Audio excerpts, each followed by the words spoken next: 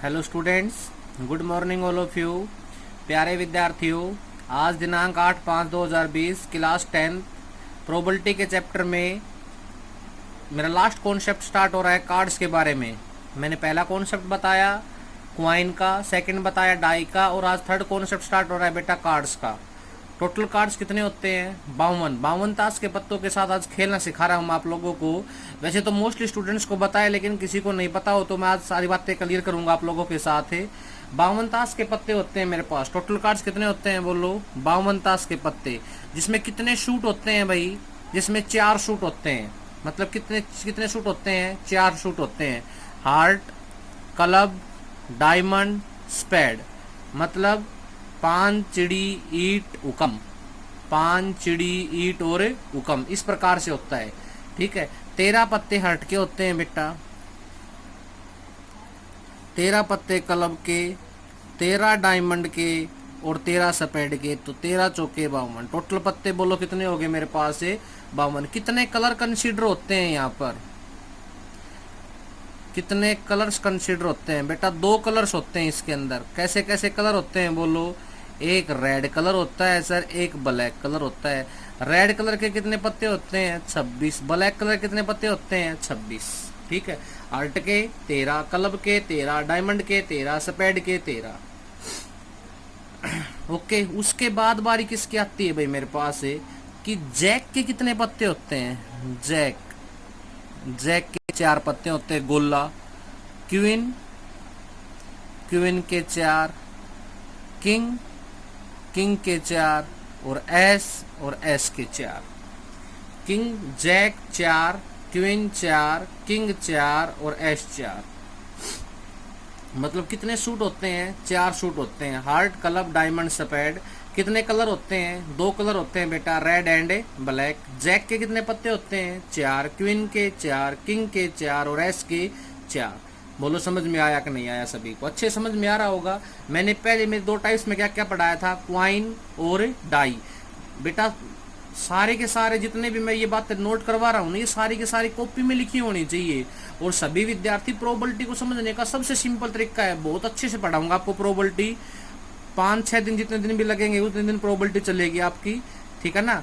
तो आप बेटा प्रोबेबिलिटी को ध्यान से समझने की कोशिश करना। ठीक है। तो अभी मेरी तीनों टाइप शायद क्लियर होगी। क्वाइन भी क्लियर हो गया था, डाई भी क्लियर हो गई थी, और आज कार्ड्स भी क्लियर हो गया। अब बारी आती है बेटा मेरे पास है, अब मोस्टली कुछ भी नहीं बचा। मैं जो भी होगा वो और टाइप तो मैं क्वेश्चन एक्सरसाइज में क्लियर करवा दूंगा। एक्सरसाइज 15.1, एक्सरसाइज 15.1 की बारी आती है। और एक्सरसाइज 15.1 में क्या करेंगे भैया? हमें क्वेश्चन नंबर 1, क्वेश्चन नंबर 2 और क्वेश्चन नंबर 3। पहले 3 क्वेश्चन का जो सॉल्यूशन होगा ना, पहले 3 क्वेश्चन का जो सॉल्यूशन होगा मैं उसकी पीडीएफ आपके पास सेंड कर दूंगा। वो समझाने का नहीं है बेटा, उसमें बताना है कि किसी इवेंट्स की प्रोबेबिलिटी क्या होती है, किसी इवेंट्स की प्रोबेबिलिटी कहाँ से लेकर कहाँ के बीच में कंसिडर करती है। ठीक है ना? तो जैसे कि क्वेश्चन नंबर 1 का फर्स्ट पार्ट क्या कह रहा है, देखिए यहाँ से पे चलते हैं भाई। क्वेश्चन नंबर 1 का first part, probability of the event E plus में probability of event not E, probability of event E plus में probability of event not E. देखो भाई क्या कहता है क्वेश्चन नंबर 1 का part number 1, probability of E और प्रोबेबिलिटी ऑफ नोट ई। मतलब ई के ऊपर जो साइन होगा ना वो नोट का होगा। मतलब प्रोबेबिलिटी ऑफ नोट ई को कैसे डिनोट किया जाएगा भाई? प्रोबेबिलिटी ऑफ नोट ई को बेटा ऐसे डिनोट किया जाएगा। ठीक है। अब प्रोबेबिलिटी ऑफ नोट ई है ना, वो किसके बराबर होता है? 1 माइनस प्रोबेबिलिटी ऑफ ई के बराबर होता है भाई। किसके बराबर होता है बोलो मेरे पास है? 1 माइनस प्रोबेबिलिटी ऑफ ई। अब रिजल्ट बोलो कितना आ गया? Probability of note E plus में प्रोबेबिलिटी ऑफ ई, बोलो किसके बराबर आएगा मेरे पास है? 1 के बराबर आएगा। तो पहला क्वेश्चन का जो आंसर है फिलिंग द ब्लैंक से, वो देखो यही कह रहा है, the probability of event E plus में probability of event not E, probability of E plus में probability of not event not E किसके बराबर होगा बोलो मेरे पास? 1 के बराबर। क्यों होगा वो आपको मैंने बता दिया। प्रोबेबिलिटी ऑफ ई तो मेरे पास गिवन है, प्रोबेबिलिटी ऑफ ई नोट या नोट ई निकालने का फार्मूला क्या होगा, नोट ई निकालने को इससे रिप्रेजेंट करेंगे, नोट ई निकालने का फार्मूला होगा 1 minus probability of E, negative opposite side जाके पॉजिटिव होगी, दोनों का सम किसके बराबर आया, बोलो 1 के बराबर आया। तो पहला क्वेश्चन मेरे पास समझ में आया कि नहीं है, पहले क्वेश्चन का पहला पार्ट, पहले क्वेश्चन का पहला पार्ट बोलो समझ में आया कि नहीं आया। तो आपको सिर्फ फिलिंग द ब्लैंक्स में ये बात पुट अप करनी है, ओनली फॉर 1, आपको क्वेश्चन की स्टेटमेंट लिख देनी और फिलिंग द ब्लैंक्स में सिर्फ 1 रखना है। मेरी बात समझ में आ गई, ये बात सिर्फ समझ में आनी चाहिए। देखो इसमें एक एग्जांपल और लिखता हूँ, ये प्रोबेबिलिटी ऑफ ए और ये प्रोबेबिलिटी ऑफ नोट ए भाई। तो नोट ए को बोलो कैसे कंसिडर करेंगे, ए के ऊपर बार, डंडी को बार बोलते हैं। प्रोबेबिलिटी ऑफ ए नोट बोलो किसके बराबर होगा, 1 माइनस प्रोबेबिलिटी ऑफ ए, इधर नोट का साइन रिप्रेजेंट हो रहा है नेगेटिव, अपोजिट साइड क्या हो जाएगा, बोलो प्रोबेबिलिटी ऑफ नोट प्लस में प्रोबेबिलिटी ऑफ ए किसके बराबर होगा, बोलो मेरे पास से 1 के बराबर होगा। ये इवेंट में था, ये ए इवेंट में था, क्योंकि प्रोबेबिलिटी की डेफिनेशन में एक इवेंट वर्ड आया था कि प्रोबेबिलिटी सारी इवेंट्स के ऊपर चलती है। ओके, सेकंड पार्ट देखिए बेटा क्या कह रहा है, the probability of an event that can not happen such that event is called, the probability of event that can not happen, क्या नहीं पाई जाती, और such an event is called, इस इवेंट को हम क्या बोलते हैं भाई, किसी भी इवेंट्स है मेरे पास, कोई भी इवेंट है, इसकी प्रोबेबिलिटी किस किस के बीच में लाई करती है, डेफिनेशन में बता दिया था मैंने, 0 एंड 1 के बीच में लाई करती है भाई। किसी की भी प्रोबेबिलिटी लगा लो। आपकी क्लास में कितने बच्चे हैं, आपकी क्लास में बच्चे हैं 40, ठीक है, आपकी क्लास में 40 बच्चे हैं, 20 लड़के हैं और 20 लड़कियां हैं भाई, ये बॉयज और ये गर्ल्स। तो प्रोबेबिलिटी ऑफ बॉयज बताओ क्या होगा formula, number of favourable cases 20 और टोटल नंबर ऑफ केसेस 40, आपस में कैंसिल आउट 1/2। बोलिए समझ में आया कि नहीं आया।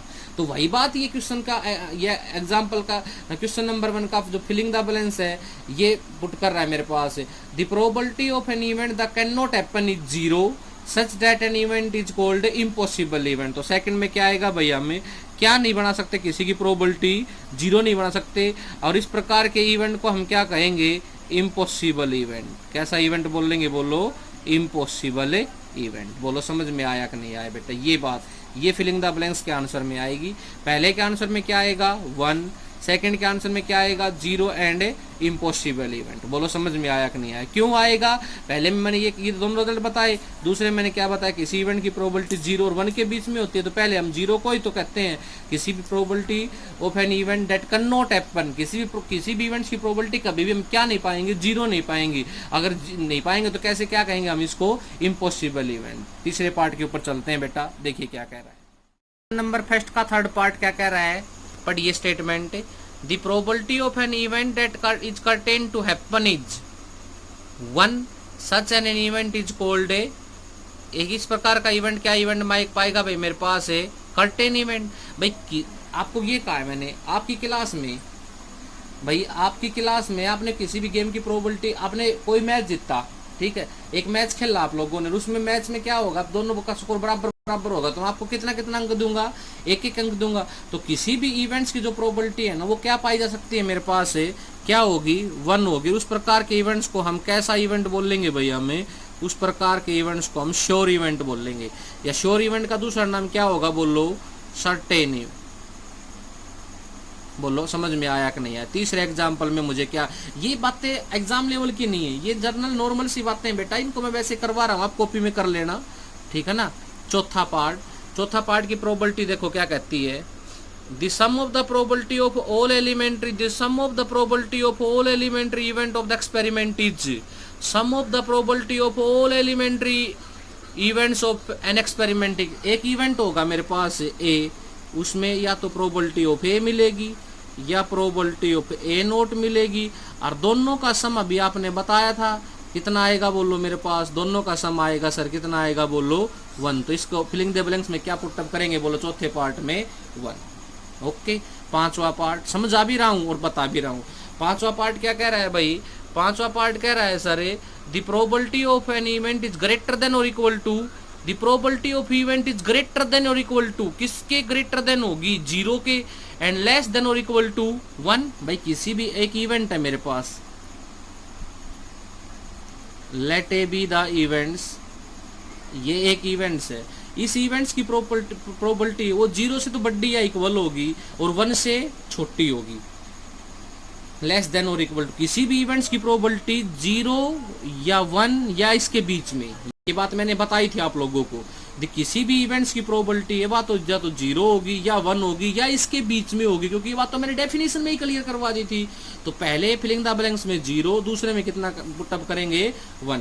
इसमें 2 फिलिंग द ब्लैंक्स है क्वेश्चन नंबर 1 के 5वें पार्ट में। बोलो समझ में आया कि नहीं आया भाई। क्वेश्चन नंबर 2 पे आ जाइए। ये कह रहा है कि which of the following experiment have equally likely outcome explain. ये जो एक्सपेरिमेंट ये इक्वली लाइकली कर रहे हैं, इनको एक्सप्लेन करके बताओ। देखिए क्या कह रहा है। देखो बेटा क्वेश्चन नंबर 2 क्या कह रहा है आप लोगों के सामने। यहाँ से स्टेटमेंट पढ़िए, मैं इसी में पढ़ा देता हूँ आपको डायरेक्ट में। Which of the following experiment have equally likely outcome explain. Which of the following experiment have equally likely outcomes? Explain. A driver attempt to start a car. The car start or does not start. क्या कहता है भाई? Which of the following experiment have equally likely outcome? Explain. आपको explain करके बताना है। मैं सिर्फ पहला पार्ट ही करवाऊंगा, बेटा आगे तो आप खुद करेंगे। देखो क्या कहता है। In this experiment, a driver attempt to start a car.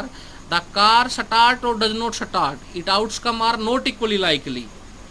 भाई क्या कहता है, मुझे बताना है कि ये आउटकम इक्वल है या नहीं है। ठीक है।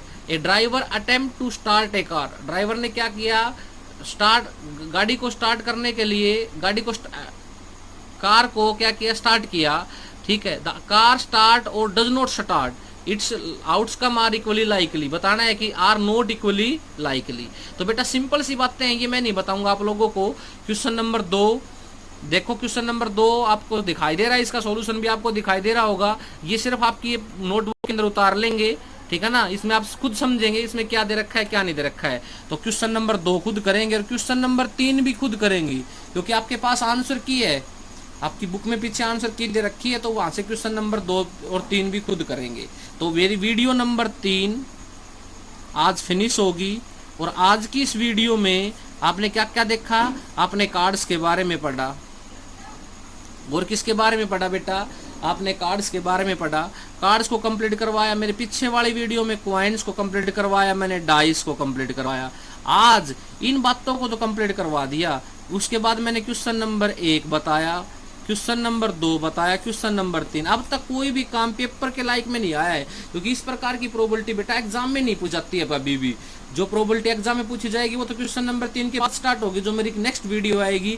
तब तक आप ये सारा काम फेयर नोटबुक में उतार लेंगे। मैंने मेरी पिछले वाली 2 दिन की वीडियो में जो भेजा था उसमें और आज वाली वीडियो में जितना भी काम भेजा है सारा फेयर नोटबुक में कर लेंगे। ये राइट रिटर्न वर्क आप लोगों का। Thank you, have a nice day.